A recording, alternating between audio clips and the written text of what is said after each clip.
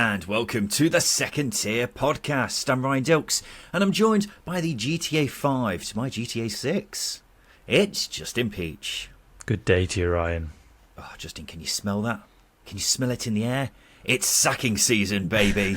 It's sacking season, all right. If December is the season to be jolly, November must be the season to sack your manager, as we're finding out once again here in the Championship. Of course, I'm referring to news which hasn't come out yet of Rotherham, as we are recording right now, but reportedly it seems like Matt Taylor is set to lose his job there. And then what's happening at Norwich with David Wagner? Who bloody knows? But you know what? I'm excited in a sick kind of way, Justin. Yeah, well, you're just that way inclined, aren't you? You're a bit of a sicko, a bit of a Sacko, if you want to use a bit of a play on words. But it's pretty terrible one. But yeah, it's sacking season. Of course, we don't know what's going on, but everyone's getting ready for Christmas. Everyone's getting ready to sack the manager. You are right. It's that time of year. Yeah, we're getting some managers are getting the sack now, a full month earlier than Santa is unloading his sack. Kind of a weird way of connecting those things together, but you get my point. So welcome to the number one Championship podcast, the Second Tier. Thank you for joining us wherever you are. Yes, we'll talk about that Matt Taylor potential news in the later on in the show, but first we're going to focus on the promotion race, because boy, has it been a groundbreaking weekend in that regard. So we'll talk about that very shortly. Also talk about all the games from the Championship this past weekend. Do the polls near the end of the show, and then we've got Simon Grayson's Hateful Eight to wrap things up. So let's kick things off with Leicester City, who have lost twice in a row. They were beaten 1-0 away at Middlesbrough thanks to a stunning free kick by Sam Greenwood. More on that shortly. Finn's 3-word review for this Michael Carrick masterclass. Adam's review for Leicester, not good enough. And it was 13 wins from 14, now back-to-back defeats. So what's changed, Justin? The wheels have come off, that's what's changed. It's delirium. Ooh. No, I'm joking. Ooh. I'm joking. Well, I'm joking. Say.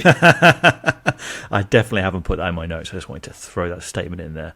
Yeah, it's concerning, isn't it? Perhaps more so the manner of defeat. I just think it's the fact that they've played two good forward-thinking sides back-to-back in Leeds and Middlesbrough.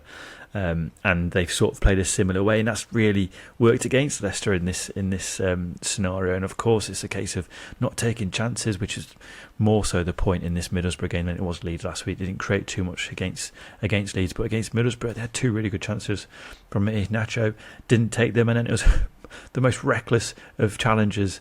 30 yards out, giving Middlesbrough a chance, a slim chance of getting that free kick in that top corner, and they did it well. But yeah, the wheels definitely haven't come off, but they've come across two teams who have played similar ways against them, and they've not come up with an answer, and that's more the concern for me. But I'm not overly concerned.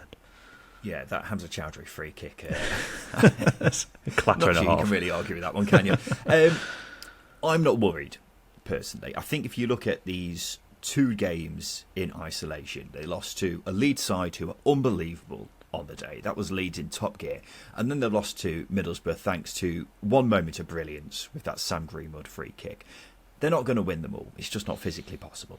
It is slightly worrying how little they created in an attacking sense in those two games. They did have a couple of decent chances against Borough, but they mainly came from Middlesbrough's, loose passing at the back. Yeah. But at the end of the day, Leicester have got too much talent for this to be a long-term concern. I mean, the next two games after the international break are Watford and Sheffield Wednesday, which is quite a different prospect to Leeds and Middlesbrough. I think that's fair to say.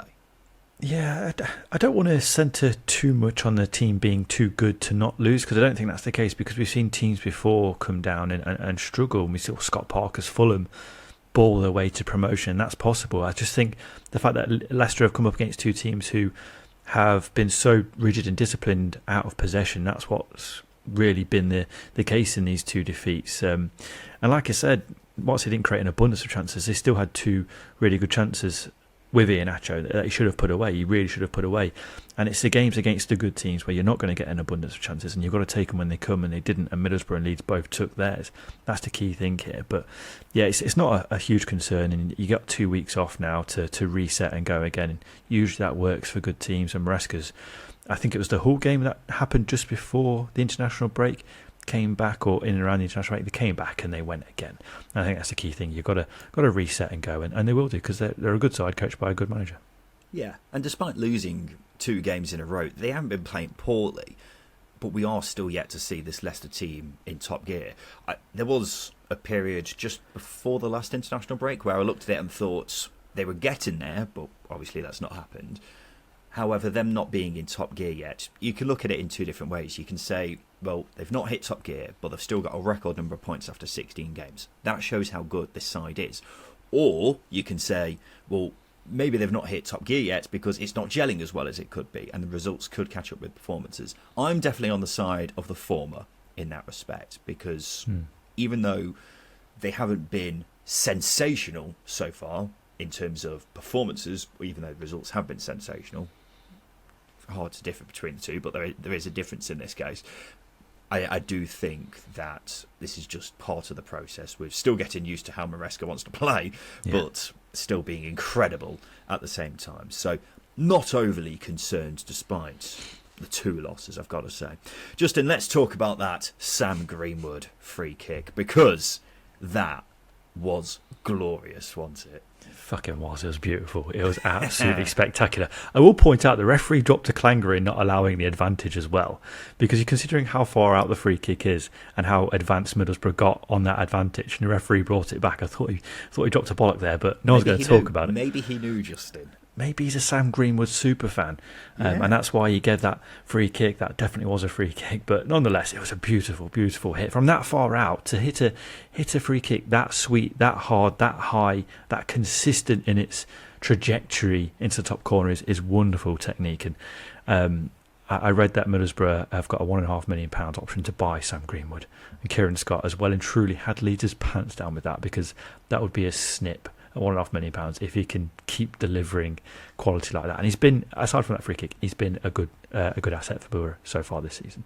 It wouldn't even be a snip, would it? It'd be, getting a machete and just just a hack. One swift hack.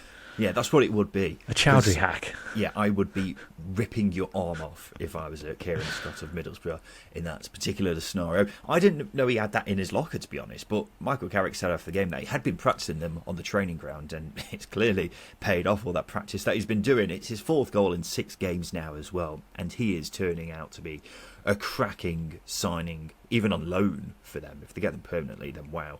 I mean, his introduction to the team has pretty much coincided with Borough's big upturn in form, because he's been brilliant even when the other attackers haven't been as on it. Isaiah Jones and Matt Crooks' form has been a bit up and down, while Josh Coburn needs a good few chances to score, but Sam Greenwood has been doing it in pretty much every game, and that's why he's been such a phenomenal signing for Borough so far.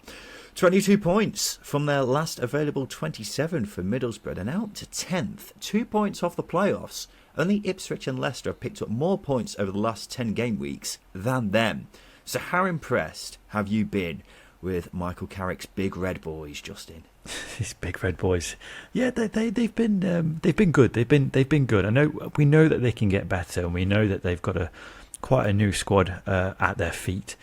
You just mentioned Sam Greenwood there. He's a new signing. There's been a lot of new signings, so it's a new set of players that needs to be blended in by Carrick, and I think he's managed it quite well, because we all thought that they were onto a poor season not too long ago. But the turnaround has been miraculous. Not miraculous, actually. I think that's a too strong a word.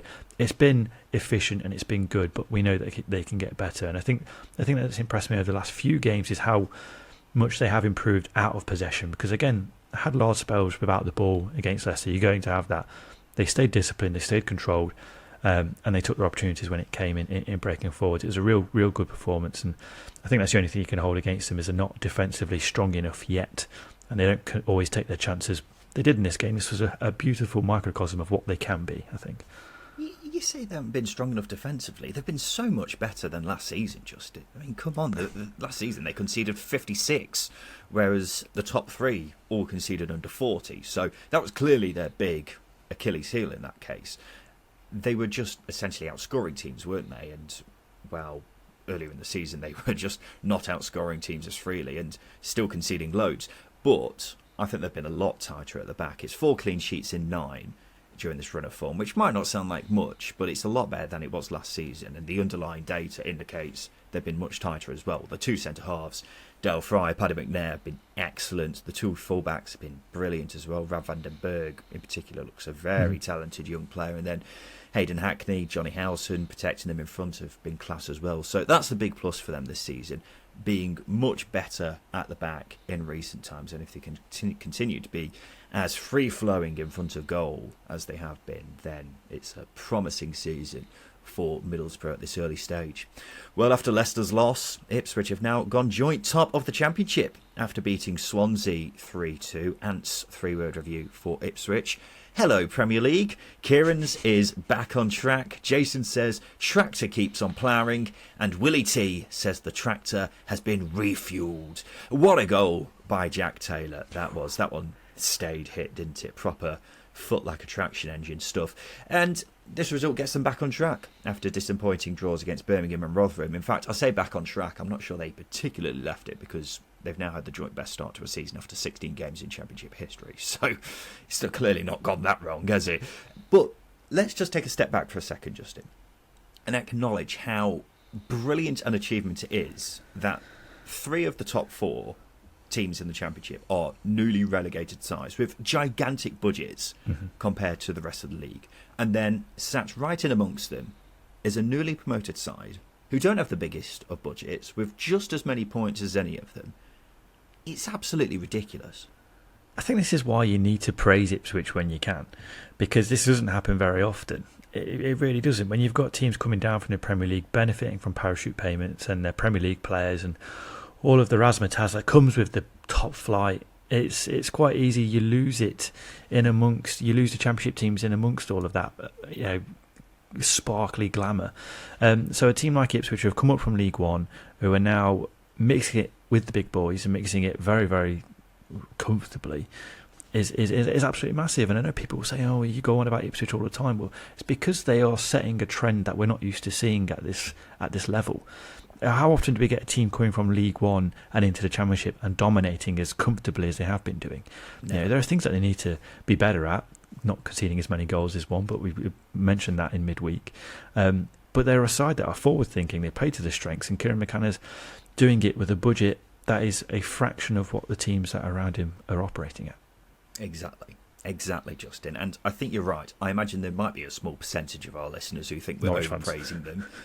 I don't think we're praising them enough, though, because it's genuinely mad how well they've started this season. It would be imagine, put yourself in this position. How boring would it be this season if Ipswich weren't up there? It would be 3 relegated teams in the top 3, which would just not be that exciting at all, would it? The rest of the Championship should be applauding Ipswich, really, for taking it to the parachute payment teams. And this is a perfect example of what happens when you have a brilliantly run club with an exceptional manager.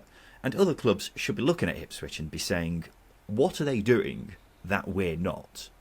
Yeah. Will they get promoted this season? I don't know. But, there's still a long way to go. They're still conceding a lot of goals. But the Ipswich are going up tractor is ploughing on at an extraordinary rate. I just want to say it's the right blend of ambition and pragmatism, because they're not blowing themselves out of their own budget. They're sitting within a budget, a modest budget, but a competitive one. But they're showing ambition as well. And I think that's a big thing. And that's why when we talk about ambition, it's not always a case of throw 30 million at a new squad. It's buy the right players, bring in the right manager to play to their strengths, and let's see how it goes. And that's ambition. It's not always about investing 30, 40 million pounds into your team. It's doing it appropriately and doing it right, like Luton have, like Brentford have. That's how Ipswich are going at the moment. I think that's a big thing. Yeah, and how often do we see fans of other clubs saying, "Oh, our club's not spending enough, our owners aren't spending enough"? You don't need to. As long as you're spending the money right, like Ipswich are, then this is what can happen. And it's about being ambitious with how you approach these things, like getting in a young coach and giving him the chance to basically run the club. And that's what we're seeing here, and it's working absolute wonders, isn't it? A quick word on Swansea, Justin. How are we feeling about them? They had that disaster start, didn't they, where Michael Duff nearly lost his job, then won 4 on the bounce, but it is now 1 win in 5. So what's the general vibe you're getting from Swansea? they're going to go through these patches, aren't they? It's just going to be a case. It's a transition season, I think, for Swansea, and they've not had I don't think they've had a more radical change than this, than they have experienced in the summer, than they have done in the last 4 or 5 years. They've basically got a new squad. It's a new manager of a new style of play. You're going from Russell Martin ball to Michael Duff ball, completely different styles of play. That's a big thing, but they're still in games. They're not being blown away in this poor run. So they're going to go through the motions. They're going to go through these periods where they're going to win 3 on the trot, lose 3 on the trot. It's going to happen. You've just got to keep the faith and know that they're going in the right direction, because I truly, truly believe that under Michael Duff. And we've criticised the board in the past, but actually I think it's worth praising them, because they stuck by Duff when they could have easily sacked him.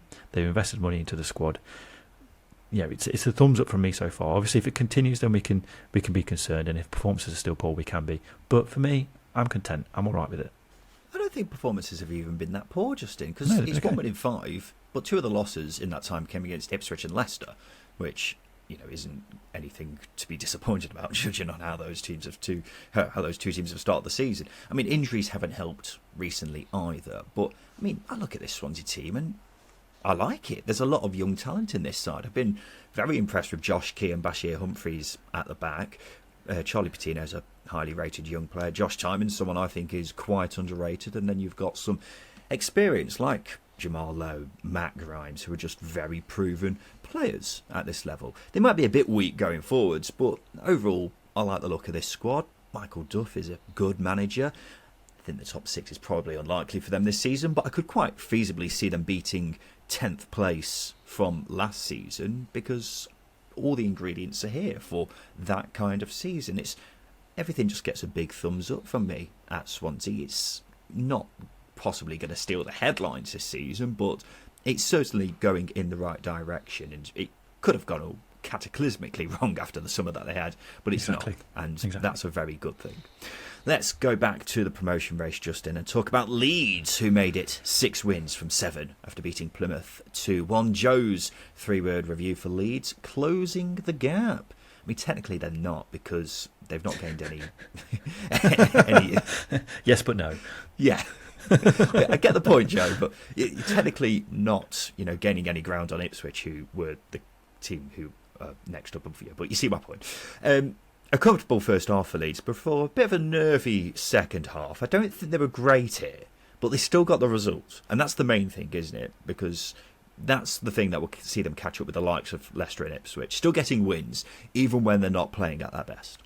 Yeah, I mean, the thing that I want to point out is some of the football in the first half was so bloody good. Some of the interchanges and exchanges of passing was incredible. I mean, the first goal was made by a really lovely 1-2 from Somerville and Rutter, and obviously they forced a mistake. And then the second one, again, was just a really lovely interchange, and then Piro's through. So, yeah, those are the positives there with Leeds. But I think Plymouth being Plymouth, they're going to be in the game no matter what the scoreline. You could be 4 or 5-0 up, and they'll still make it a bit uncomfortable for you. So whilst I think the first half was good and the second half was okay, I don't think it's anything to be too frustrated by. But I like this Leeds team. They show what they can do, and I think Daniel Farker did a good job in managing getting the team to manage the second half. Because you're right, it could have gone wrong. It didn't. I thought they deserved the win. Is what I'm trying to get at. Yeah. I think they probably deserved the win. I think they probably did just enough to do that, but it still wasn't great compared to the Leeds that we've seen on a few occasions now this season. At the end of the day, they have so much more quality that it should lead to them getting wins even when they're not playing well, which is a good thing, because as we keep saying, they can't afford many slip-ups. I mean, they've won 6 from 7 now, which is remarkable form, but that's the form they need to be producing because of how ridiculously good the top 2 have been. And I feel like I'm repeating myself here, but that's just the standard that's been set by the top 2, isn't it? Which they're having to match, or even better at this point. By all means, don't interpret that as me taking anything away from Leeds, because they have, for the most part, been brilliant on this 7-game run. They just have to keep doing it if they're going to make up for this 8-point gap.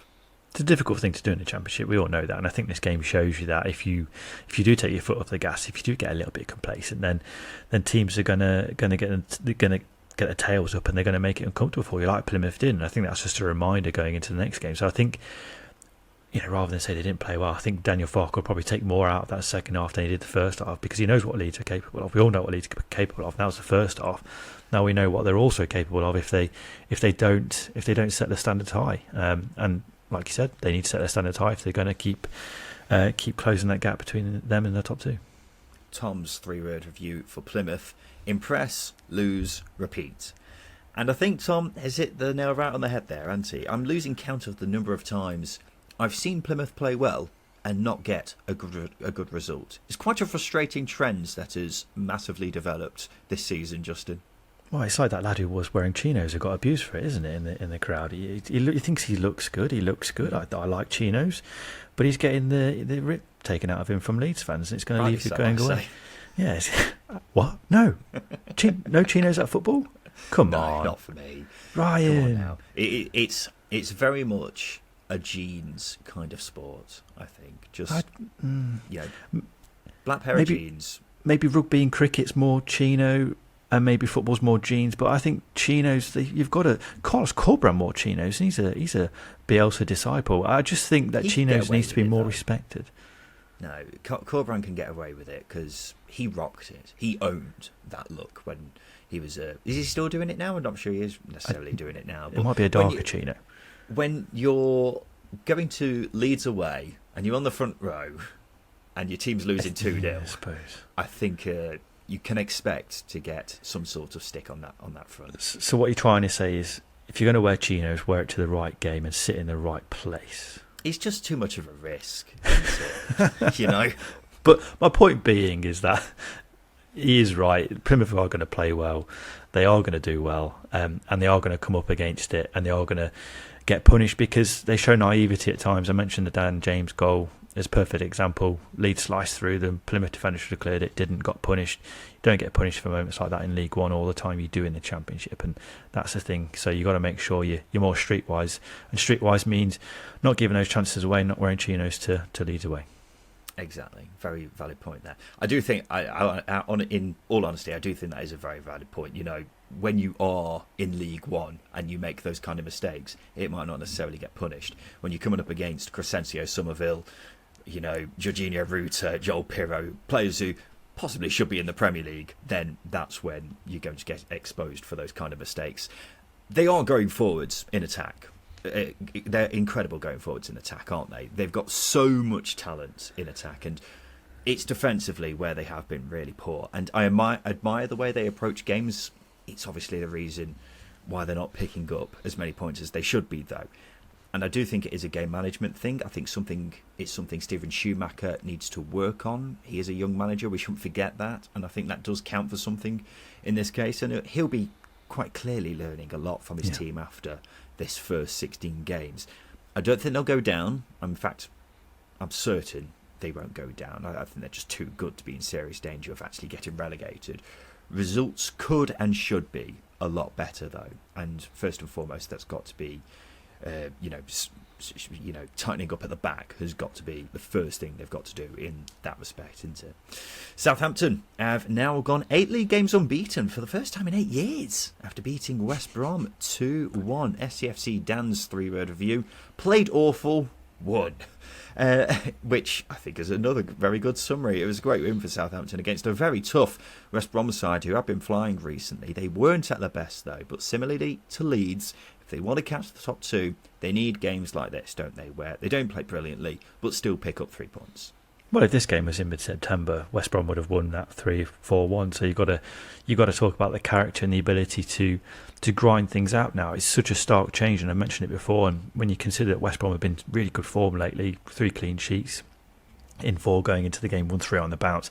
It was a hard game, but Southampton dug in there, and that's a big thing. And they've allowed their quality to be on display, which again is a huge positive. It's just about making sure you don't allow those sorts of games to become a repeat. Because I know form-wise, Southampton have been a little bit hit and miss in certain games. They've not been consistent throughout the 90 minutes, is what I'm trying to say. Because Russell Martin said it himself. He was really frustrated, I think, with the second half of this game. He's going back to Preston. He did say something similar against Preston as well. So it's just about, again, like Leeds, like Leicester, it's about making sure your standards are consistently high. You don't allow it to drop even when you're playing against those good teams. Because the good teams will punish you. West Brom almost did. So it's about taking a big learning from it. So whilst it's a positive, you just can't allow it to become a mindset. Yeah, I think they're getting there with being tighter at the back, which is what was their big Achilles heel earlier in the season. Still scoring plenty of goals. The scary thing is they've still got Ross Stewart to come back into the team. He made his debut against West Brom after recovering from an Achilles injury, which has kept him out of action for essentially the whole of this calendar year. And if we get the Ross Stewart we saw for Sunderland last season, Southampton will be absolutely pissing themselves because he is a beast, isn't he? Call me crazy, Ryan. Call me crazy. But I still think he's got a chance to... I still think he's got a chance to get a golden boot. I knew you were going to say that. I knew you were going to say that. That is crazy because doing it with, 2/3 of the season to play is an outrageous shout. But he was scoring a lot of goals at Sunderland, wasn't he? Keep him fit, you get him fit, you keep him fit, and he plays every game between now and the end of the season. He hits 20 goals. Sammy Smolek's his top goal scorer now with 10, I think. Not an out-and-out goal scorer, not an out-and-out striker is currently leading the charts. Ross Stewart comes in, plays in his Southampton team. Even if they don't create chances, he'll put them away. If they do create chances, he'll put them away. He's going to score goals. So I'm mad for thinking it. I believe it. Ross Stewart's going to get golden boot. Clip it, cite it, it's there. Gladly. Yeah, I think when he gets into the team, he will score a lot of goals. Golden boot is quite an outrageous shout at this stage, but prove me wrong. There's a reason he's called the Loch Ness Drogba, because he is a beast, isn't he? Did you see there was a Southampton fan who fell asleep at this game, led to West Brom fans chanting, "He's still asleep, he's still asleep, he's still asleep." Great stuff from the West Brom fans. But it got me wondering, what's the strangest place you've ever fallen asleep, Justin? Yeah, that's an interesting one. I've, if anyone frequents Nottingham on nights out, I fell asleep in Rock City once on a student night out.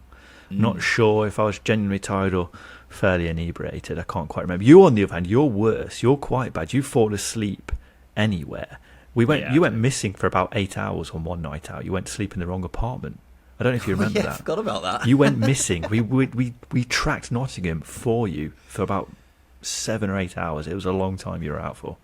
No, that wasn't down to me being asleep. That was just me being extremely drunk and then just falling asleep in someone's kitchen, I think it was. And then someone just walking in and saying, "Who are you?" Leading to me walking out. But I've fallen asleep in a nightclub. It was during a stage in my life where I was regularly reading the breakfast news bulletins on the radio, so I was getting very little sleep at that time. Also going to bed ridiculously early. The rock and roll lifestyle didn't suit those working hours. But it's caught up with you, hasn't it? Well, I do have a tendency to fall asleep on nights out. Yeah. You're bad at it. But you are bad at it, yeah. And as I say, it's caught up with you. You look horrendous. Yeah. Well, I'm not going to disagree with you on that. Just let's take a quick break. After that, we'll talk about Matt Taylor's potential sacking at Rotherham, if it's not been confirmed yet by the time you listen to this, and also Wayne Rooney and the latest with him at Birmingham. Welcome back to the Second Tier podcast. Justin, we've just spent the ad break there trying to figure out where the tune from "He's still asleep, he's still asleep, he's still asleep" comes from. And it's on the tip of my tongue, but I just cannot think of it. Do you think it's a chart song? Or like a song from previous decades, or are you thinking another chant? No, because I was just chatting to producer Finn then, and he reckons it's just a generic football chant song. I don't think it is. I think it's an actual song. I think it's just a generic football chant, because I can't think of any word, like a love song or a romance song or anything like that fitting into that. No, it is. No, it's like a kid playing it on like a keyboard. This isn't the end of this. This isn't the end of this. I will get back to you on this. Watford 5, Rotherham 0.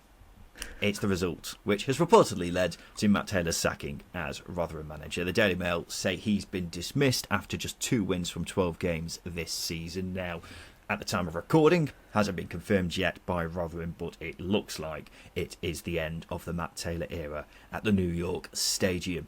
And with that being said, Justin, are you surprised? I mean, not particularly. Let's look at results. They haven't been good enough. Performances haven't been good enough. We keep hearing from Rotherham fans that they have been good enough in home games, but quite frankly, they haven't. And I know fans have started to turn against Matt Taylor in recent weeks. They've been frustrated with team selection. They've been frustrated with personnel being in the wrong positions. And I understand where they're coming from. But at the same time, you also have to recognise that this squad just isn't good enough to compete at this level. I've said it 1,000 times, and I'll keep on saying it, because that, for me, is the symptom and remedy for this scenario that Rotherham find themselves in. They are not good enough to compete at this level on a squad basis. The quality just isn't there. The depth isn't there either. And unfortunately, you've got Matt Taylor, who hasn't got the relevant experience to tap into the quality that he does have, if that makes sense. You know, we're looking at managers who are getting a bit extra out of players. Don't think Matt Taylor's got enough experience to do that, unfortunately, especially not at championship level. So I think it's that sort of storm that's come together, and that might be why he might be on his way out at this point, until it's confirmed. But at the end of the day, there's a man available who is very, very obviously going to get this job. Is it Mr. Warnock by any chance? Yeah, it rhymes with Schmiel Schmornock. I think I will disagree with you, Justin. I think it is surprising in the sense that Rotherham are traditionally a very patient club. They haven't actually sacked a manager since 2016, which is in large part down to Paul Warne being there for so long, who of course left to go to Derby. But on the other hand, I suppose it's not that surprising because Rotherham have been awful so far. Yeah. I actually think they've been playing at a similar level to Sheffield Wednesday with how badly they've started. And it's been a bit strange because we've said repeatedly how bad Rotherham have been playing, and Rotherham fans have disagreed with us, but then they're also chanting for Matt Taylor to go. Yeah. So yeah. I think something's right there. It's worth pointing out just before as well, they spent a fair bit of money for Rotherham as well in the summer. They broke the transfer record twice, and that's going to be a key figure in that as well. Yeah, and going forwards, they've offered very little. The goals have mainly come from hopeful crosses into the box or shots from distance. Very leaky at the back. Their away form is horrendously bad. 1 point from 8 games on their travels. I think they've got a whole year now without winning a game on the road as well. So, I mean, in fairness, they have been playing better recently, but that has been completely undermined by losing 5-0 to a fairly unremarkable Watford side. At the end of the day, are Rotherham going to stay up if they keep playing like they have? Absolutely no chance. So that's why a change is needed. I feel sorry for Matt Taylor because I think he's a good manager, but they didn't have an amazing transfer window despite spending a fair bit of money by Rotherham standards. And that's why the squad is not in a great state in its own right, and he didn't have much to work with, but you know, at the same time he's not been doing a very good job in himself because look at the results. So who do they get in next? Justin, you've put your neck on the line and thought Mr. Schmornock might come in. Schmiel Schmornock. Yeah, I mean, look, it's really obvious, isn't it? Let's be honest. We don't need to need to see an odds list. We keep linking him to every single job that goes, and then they just turn their nose up at him. But it's been I've been surprised that QPR and Sheffield Wednesday have both made relatively progressive appointments, young coaches, quite early on in their careers, and you know, quite forward-thinking styles of play. Whereas they both needed Neil Warnock. They should guarantee to stay in the Championship, but they've taken risks. I don't think Rotherham will do that. Though, do you not think that Warnock is much more likely to get a job in March time or around that time when, I don't know, QPR sack Cifuentes? Yeah, that is the Neil Warnock transfer window, isn't it? It's the March. Probably more likely, but why not get him in now? He can shape your transfer window in January, and he's going to have a good second half of the season because he's going to get your team tight. He's going to tighten the team up, and he's going to get more out of the players that are there. I like Fred Onyedinma, but he's been poor. Jordan Hugo will score quite a handful of goals, a big handful of goals, so just, you know, grape-sized goals, shall we say, a handful of grape-sized goals for Rotherham. And as I say, they will concede less. And Sean Morrison's there as well, so there's a reunion there for Warnock and him. So yeah, it makes sense, and it does give Rotherham a huge opportunity to get out, stay out of this division at the potential expense of Huddersfield, which, from his point of view, I imagine might be amusing. I'm not sure they will go to Warnock, to be honest. I just think I don't think it would be a very Rotherham move for them to go and press the Warnock button this early on in the season. You look at when they lost to Paul Warne last year. They went for Mark Bonner first, didn't they, of Cambridge, True. before settling for Matt Taylor. Yeah. So I would imagine they're going to shop in the same kind of market again. Lower league managers who have done really well with a small budget and try to see if they can replicate that in the Championship. Is it going to work? Is it the right way to go? I don't know. But I imagine that's where Rotherham will go to again. Whoever comes in has got their hands full with this squad. I can certainly say that for sure, because it is a threadbare squad with not much quality in it. So whoever does come in, if they do manage to keep this Rotherham team up, will have pulled off one hell of a job. But let's give some credit to Watford, a team who have struggled to find the back of the net on plenty of occasions this season, but have also recorded two of the biggest victories of the season, 5-0 against Rotherham and 4-0 against QPR on the opening day. I just find them to be a very strange side, Justin. Flat track bullies, would be the term I'd coin them. You are right, they are a strange side because they are defensively pretty decent in this division. They've got some quality in abundance, but I just felt in this game they played to the strengths of the players that they've got. Ken Sema putting in early balls for Milita Rajovic and Rajovic putting them away. You play to their strengths, you're going to score goals, so you're going to create yourself chances anyway. And then it showed later on in the game that they have got quality in abundance, because Tom Ince, I mean, it's inevitable that Tom Ince is going to score against Rotherham. He scored 9 career goals against them now. And obviously Mateus Martins as well. They've got quality. It's just about Ishmael finding the right blend, being brave with the ball, playing to his player strengths. I still think he's finding his feet with the squad, which has surprised me a little bit, but at the same time, it's a squad that's been put together by several different managers, several different technical directors and recruitment teams. It's just a mishmash, and you can see it in the performances. Whereas you play to your strengths, this is what you get. Yeah, that's a very simple, fair point to make, Justin.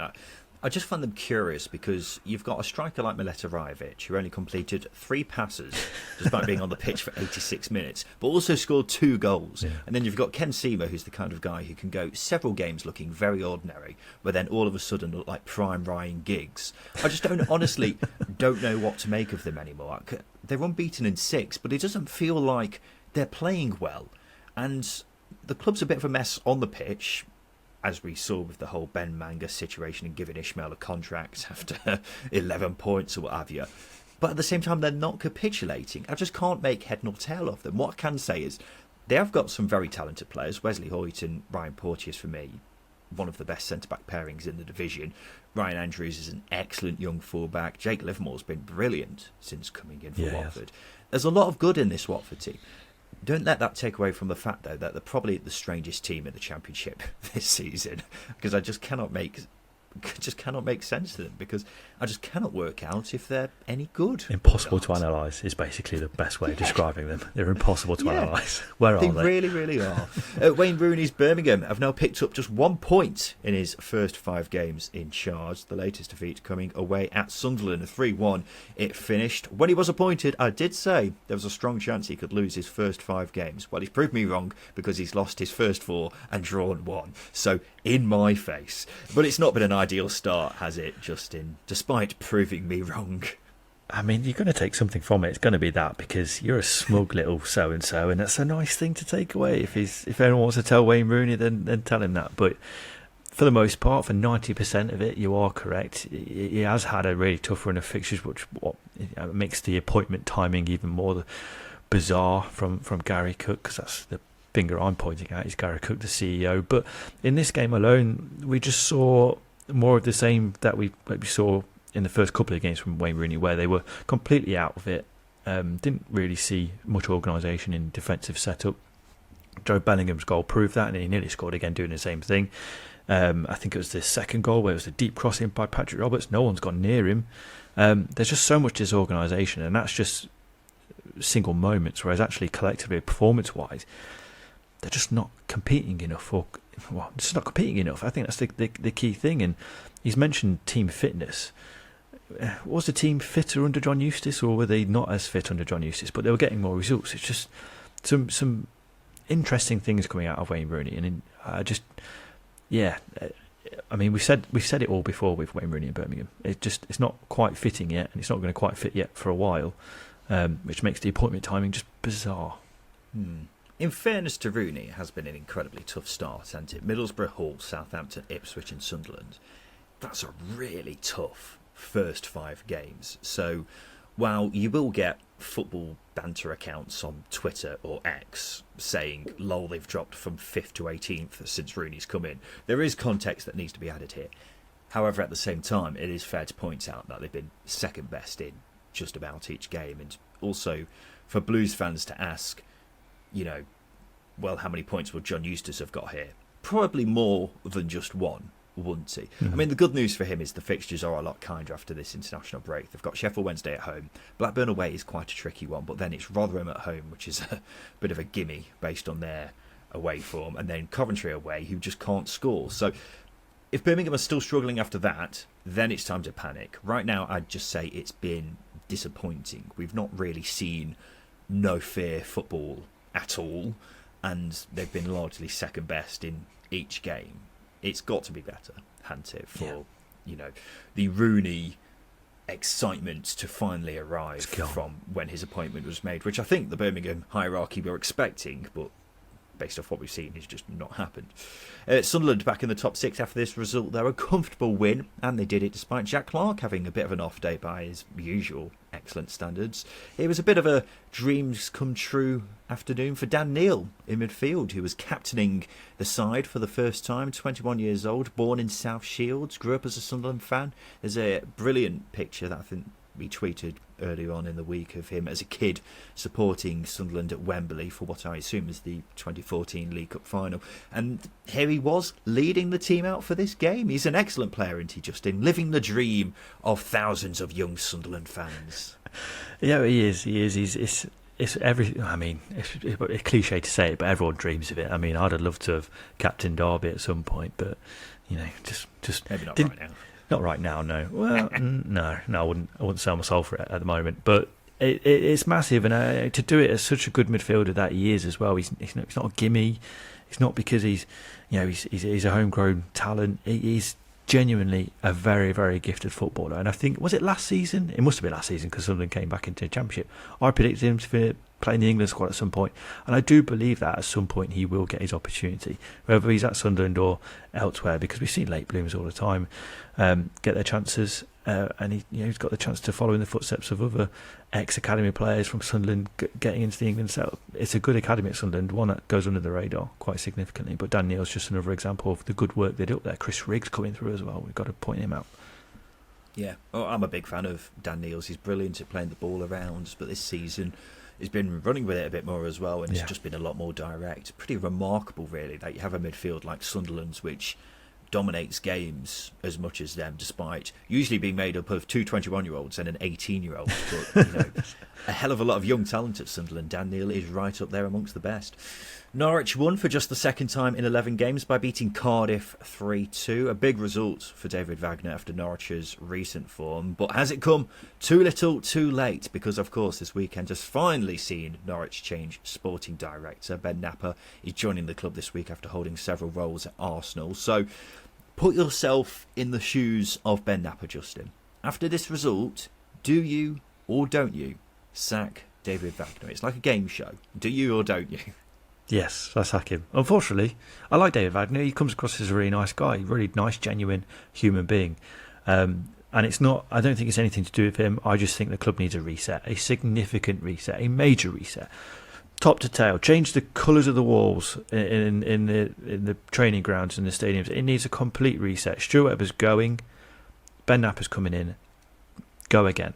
Because they need it. They absolutely need it. Otherwise the club's going to drift in, indifferentness. I'm making up words again. You get my point. Yeah, I get it. They're just drifting around, floating, doing nothing, and that's what's going to happen if they don't control the next phase, the next chapter of the football club. And Ben Napper's got a chance to do it. And unfortunately, David Wagner's going to be the fall guy for the first decision, or I think he should be the fall guy for the first decision to come in, because it needs a fresh reset. Or unless he keeps Wagner in to handle this process of him coming into the club. But for me, new manager, new colour of the walls, job's a good one. Yeah, not sure about the colour of the walls. I think that's fine, personally. But, I mean, he's got to go, hasn't he? For me, personally, they should have sacked him in the summer, but the decision to get rid of him has been overdue for a good couple of weeks now. So in my mind, the only way he could possibly save his job would have been if he pulled off an incredible performance against Cardiff. And it was definitely good, but I don't think it was above the threshold of a job-saving performance. Yeah. I mean, they still conceded 2 goals, so the problems at the back are still very much there. And it would be great for Ben Napper to undermine his start in a new role by keeping Wagner on and then them losing the next few weeks. But, you know, he's got a chance here to start fresh and bring in his own man. So that's why Norwich need a big reset, and this is where it's got to start, in my view. 3-word review for Cardiff from Welsh Mafia. Didn't turn up. It was a great start for the new Millwall manager, Joe Edwards. They won 4-0 away at Sheffield Wednesday. Al's 3-word review. We are back. And it was a very impressive first outing for Joe Edwards on his club managerial debut. Of course, we can caveat it by saying it's only Sheffield Wednesday, but could not have gone much better for Big Joe, could it? Oh, I think it's what you get when you play to your individual strength. It's a big thing. You saw the amount of times Brooknut and Cuffy got the ball and drove into advanced wide areas. It just felt a little bit fresher, and I think Gary Rowett, or the previous tenure, were probably safety first, and I don't think Joe Edwards wasn't particularly safety first. It was just a case of, you got some good players, let's play to their strengths. I know it's quite an obvious and basic thing to say, but sometimes you just need a new manager to come in and implement fresh ideas, and it felt like we saw elements of that. I know it's only the first game, but we just saw elements of it, and it's a big win. It's a big win, and the pressure is lifted off him now to go into the next game. He's got 2 weeks off as well, which is huge. Yeah. I found it interesting that Wednesday had 59% possession, because Edwards has said he wants his side to play a bit more, and that would indicate that wasn't really the case here. However, he might just be looking at it and thinking we need to slowly ease into this new way of playing. So I wouldn't blame him for not dominating possession. I mean, they won 4-0, so who really cares there? But they might be a bit more possession heavy in the long term. I mean, as far as first proper days at work go, it was spot on, really, wasn't it? 4-0 away, win from home, superb. So yeah, a very good start to Joe Edwards' reign as Millwall boss. Sheffield Wednesday remain bottom of the table with 6 points, 3 points from an available 15 for Danny Rule. They are playing better under him, but they're going to have to really roll up their sleeves to get out of the position they're currently in. Liam Manning's first game in charge of Bristol City was a lot less eventful, 0-0 away at QPR. Wycombe's 3-word review for QPR. Hope, reality, despair. That's the spirit. A 91st minute winner from Liam Delap saw Hull beat Huddersfield 1-0. I tell you what, Justin, I am thoroughly enjoying Liam Delap being amongst the goals. He's got 3 in his last 5 now, which, look at him last season, would have been unthinkable, wouldn't it? Yeah, absolutely. He's hit 2 winners now, to the best of my knowledge. Obviously, Leicester away earlier on in the season being the other. I think it's just about developing consistency. It's a hard thing to do. He's 20, 21 years old. He's a kid. He's still a kid. And, you know, we alluded to it earlier on in the episode, I fell asleep in nightclubs at 20, 21 years old. Liam Delap scoring winners in the Championship. It's chalk and cheese, and that's a lot of pressure for a young lad to crack on with, and he's doing it. Yeah, some of us fall asleep in nightclubs, and here he is, just banging them in for fun, isn't he? And he's properly flourishing for Hull now, isn't he? The Liam Delap of last season would not have scored 5 goals at this stage in the season, but Liam Rosenior has given him confidence, has said, you're one of our main men this season, and it's working, isn't it? He's the kind of player Championship neutrals should want to do well as well, because look, he's had his knockbacks after it not working at Preston Stoke last season. Now he's showing what he's all about after That's a cult hero as well. And his dad's a cult hero. I mean, Delap hasn't got the long throws that his dad once had. That we know of. No, oh, good point. It may be inherited, it may be part of the genes, but he's scoring goals, and that's all the Hull fans will be caring about. I know it's very exciting for Hull fans, because if he's got his shooting boots on this season, then that is a huge boost. This was Hull's 3rd win in 4. They're up to 8th now. Huddersfield Town family's 3-word review. Huddersfield Town 0. Yeah, becoming a bit of a regular thing, isn't it? Not looking good for Huddersfield. 1 win in 9 for them. 21st with a 4-point cushion on the bottom 3. Quite fortunate, really, that the bottom 3 are so poor, but they've got to be careful not to outpour them. On Friday night, we saw a Lancashire derby between Blackburn and Preston. It finished 2-1 to North End, thanks to a 90th minute winner from Liam Lindsay. Chris's 3-word review for Preston.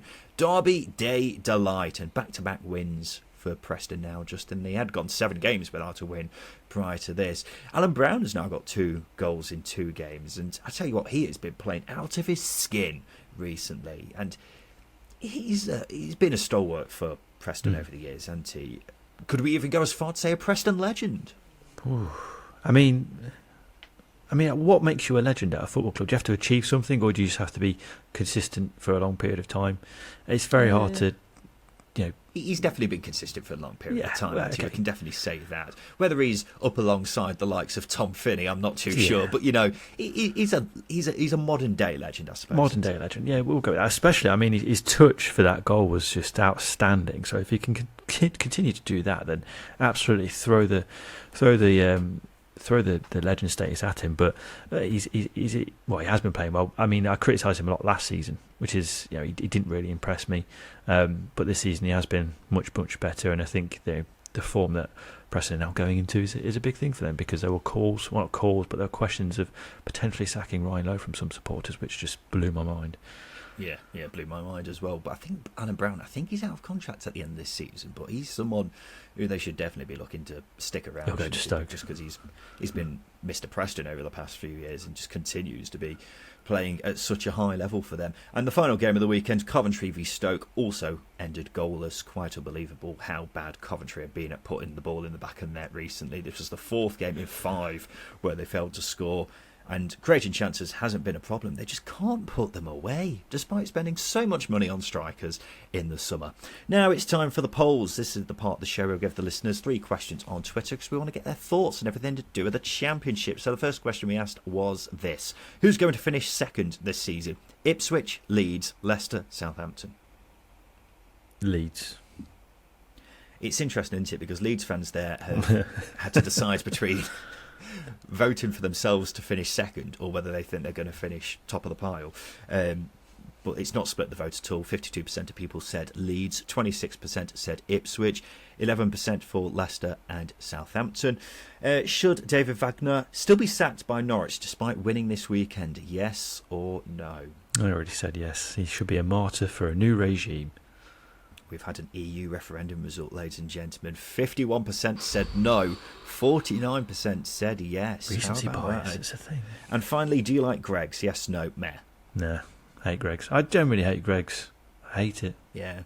This comes after we were talking about it in midweek. I came out with the shout that Greggs is ridiculously overrated, and I still stand by that. Wouldn't say I'm no on the whole Greggs situation. I'm more of a meh kind of guy personally, but 77% of people said yes, they do like Greggs. 9% said no, 14% said meh, which I think is kind of the same thing, no and meh.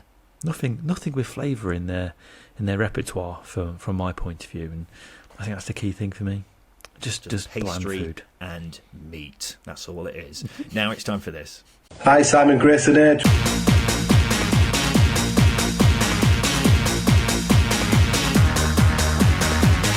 Yes, it's time for Simon Grayson's Hateful Eight. We're not being sponsored by Greggs anytime soon, I've just been informed. So this is the part of the show where I'm going to ask Justin to name 8 of a certain subject. All he's got to do is name all 8. So, for example, if I would say, name Steve Bruce's last 8 clubs, he would say Villa, that's 1 down, Newcastle, another down. But if Justin were to then say Weymouth, he would lose a life. So all he needs to do is give me all 8 answers without losing all of his lives. Before we start, we're opening the floor to you, listener. Have you ever fancied making a Simon Grayson's Hateful Eight for us? Then send in your questions, and we may very well read them out on air. Email secondtierpod@gmail.com. Put Hateful Eight in the subject, and you could feature in an episode soon. You've got 2 weeks with the international break, so get sending, and we may very well read out your question and give you a shout out here in the podcast. But this is a good question, Justin. I'm giving you 3 lives on this because it's tricky, but I'm very proud of this. Play along at home. Let us know how many you get on this. There are 8 players who are currently playing club football outside of England and have 10 or more caps for the 3 Lions. Can you name them? There are 8 players playing outside of England and I've got 10 or more caps. Joe Hart's one of them. Exactly what I just said. Yeah. I've got to repeat. Okay. Get it in my head. This process. Joe Hart is one of them. Joe Hart is correct. I thought that one might get you a bit unstuck, Justin, but 75 caps. Currently north of the border at Celtic. He is 3rd in terms of the most caps. Now I can't think of anybody else. Good. Joe Bellingham. Come on now. Real Yeah, Madrid. I was going to say. Jude Bellingham. Yeah, I know what Not you mean. Joe. 27 caps already, and is now the best player in the world at Real Madrid. He's 6th on the list of the most caps. Next one, Justin. Harold Kane. Yep, former Leicester striker Harry Kane, 87 caps, currently banging them in for fun at Bayern Munich. He is top for the most caps. 3 down, 5 to go. Ooh, now we're in a troubled territory. Crikey, I am now struggling. All I can think of is Adam Lafondra. He never played for England. Are you shouting him? No, absolutely not. I'm trying to think of MLS players. Wrong. Don't go. Over Don't there. don't go to the US. Do not. Public think MLS. service announcement. Oh my goodness! Does it help if I tell you they're all playing in Europe apart from one? They're all playing in Europe apart from one. So where's this other player playing? Are there any more in Germany? Dortmund? No. Oh my I'm goodness! gonna have to push you, Justin. You're very much stalling here. I am stalling. What are you having for tea, Ryan? Let's talk about that. Beef bourguignon, Ooh. but that's not got anything to do with the quiz here. Please shout a player. Adam Lafondra. Adam Lafondra is surprisingly not correct. That's 1 life down. Craig Noon. Craig Noon is also not correct. He retired That's recently. another life down. Now I can't think of any random players. Dear. Anthony Pilkington. Oh no. Oh, he played Ladies for and Ireland. gentlemen. Yeah, and he played for Ireland. An even more pathetic shout. A pretty poor showing there, actually, Justin. I thought you'd get more than that. It was a difficult question. I wasn't expecting you to get them all, but I thought you did better than that. The players you were looking for: Jordan Henderson, 80 caps. Yeah, less said about where he's playing, the better. Alex Oxlade-Chamberlain, 35 caps. Completely forgot he existed. Besiktas. Completely forgot he I existed.